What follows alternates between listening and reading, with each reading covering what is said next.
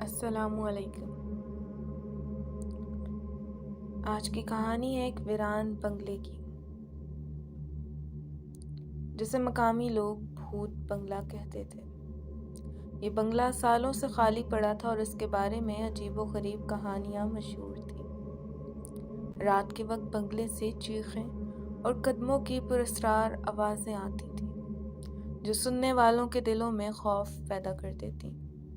کوئی بھی اس بنگلے کے قریب جانے کی ہمت نہیں کرتا تھا، مگر ایک دن حمزہ نے فیصلہ کیا کہ وہ وہاں جا کر سچائی کا پتہ لگائے گا۔ یہ فیصلہ اس کی زندگی کا سب سے خوفناک تجربہ ثابت ہوا۔ تو آئیے بڑھتے ہیں آج کی کہانی کی جانب، مزید کسی دیری کے بغیر۔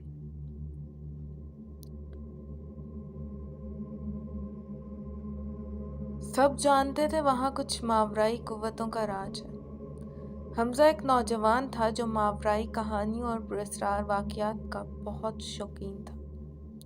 اس نے سنا تھا کہ بھوت بنگلے میں ڈراؤنے واقعات پیش آتے ہیں، اور وہ ان سب کو جھوٹا سمجھتا تھا۔ ایک دن اس نے اپنے دوستوں کے ساتھ شرط لگائی کہ وہ اس بنگلے میں رات گزارے گا اور وہاں سے واپس صحیح سلامت لوٹے گا۔ دوستوں نے اسے روکا، لیکن حمزہ اپنی بات پر قائم رہا۔ رات کا وقت تھا، چاند کی روشنی مدھم تھی اور فضا میں خوف کی ایک عجیب سی لہر تھی۔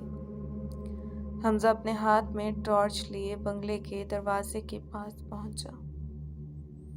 دروازہ پرانے زمانے کا تھا، اور جیسے ہی اس نے دروازہ کھولا، ایک پراسرار سی ٹھنڈی ہوا کا جھونکا اس کے چہرے سے ٹکرایا۔ حمزہ کے دل میں تھوڑی سی ہچکچاہٹ پیدا ہوئی، لیکن اس نے خود کو مضبوط بنایا اور اندر قدم رکھا۔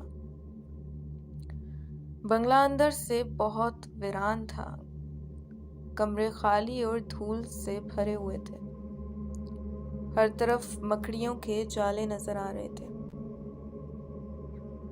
حمزہ نے اپنی ٹارچ جلائی اور بنگلے کی تلاشی لینے لگا۔